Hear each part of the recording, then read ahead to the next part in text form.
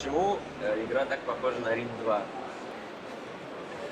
Why is this game so like Rome 2?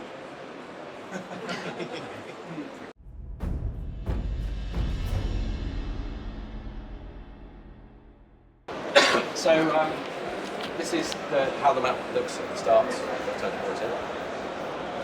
As you can see, Rome is at its greatest extent in history at this point, to the point where it's split into the Western and Eastern Roman Empire. But the Western Roman Empire is very, very weak. It controls great territory, but it's attacked from every direction. It has not enough armies to protect itself everywhere. But of course, there are many, many other factions to play as also.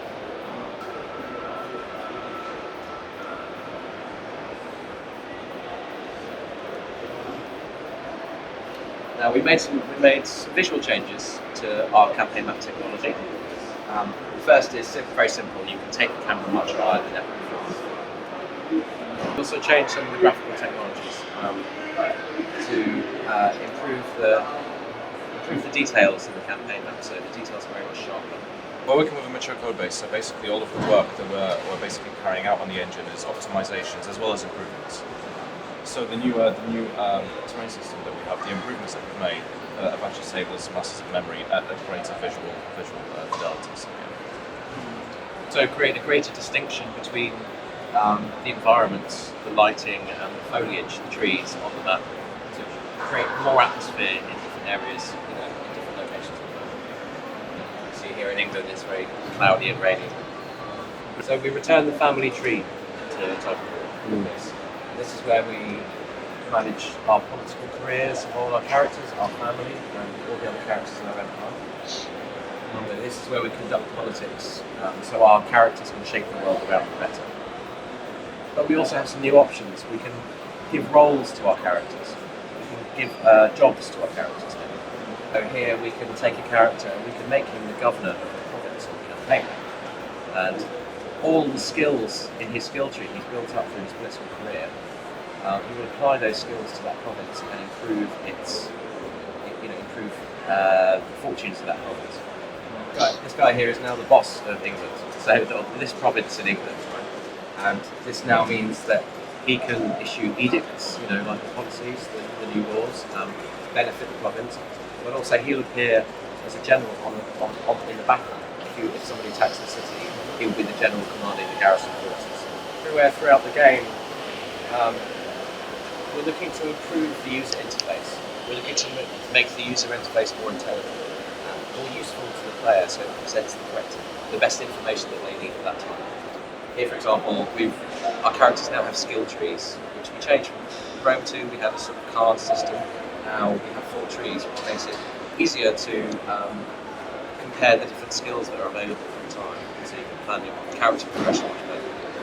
The same with the user interface. We improve the technology tree by bringing all the technologies into one place, so the player can decide between his technologies better. So here we're going to see the settlement destruction. We are outnumbered 2 to 1 by invading barbarians, by Saxon warriors here. So here we're going to choose to abandon the settlement and leave nothing behind for the enemy to exploit.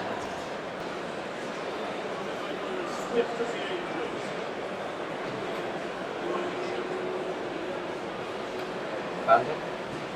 Okay.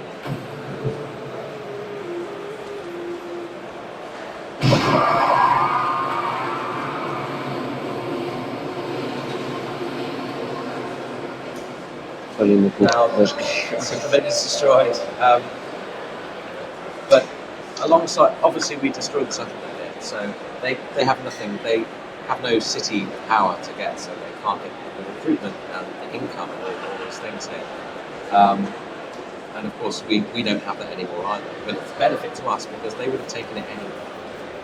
This action also damages the fertility of food in this region, so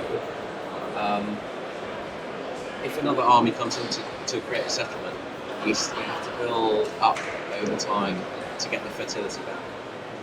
Now what this means is, so one of these armies could choose to settle and build a new settlement, and it starts very small, obviously, it's almost a village to start with. And to do that, this army would lose 50% of its troops as they become civilians, builders. And of course this weakens the army by 50%. And because the fertility in this region is low, the replenishment of that army is going to be very slow to begin with, so that army will be weak for some time. Of course, you can use this feature in attack also. You can attack and burn enemy cities. Should we see some battle now? Okay. Yeah, so one of the new features that you're going to see is, and I'm going to show you, is, and that we have in Attila, is siege escalation.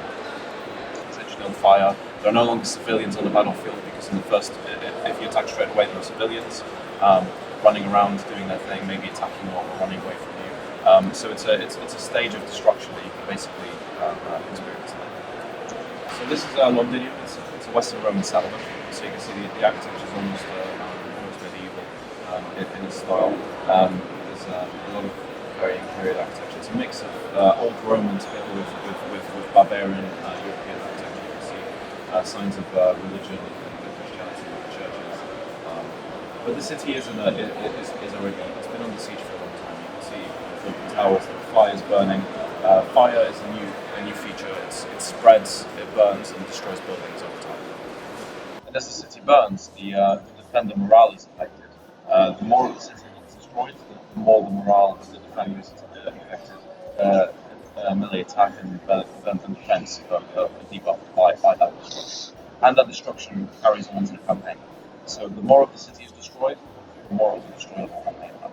So if 50% of the city is destroyed on the battlefield, on the campaign map, 50% will be destroyed. Then you have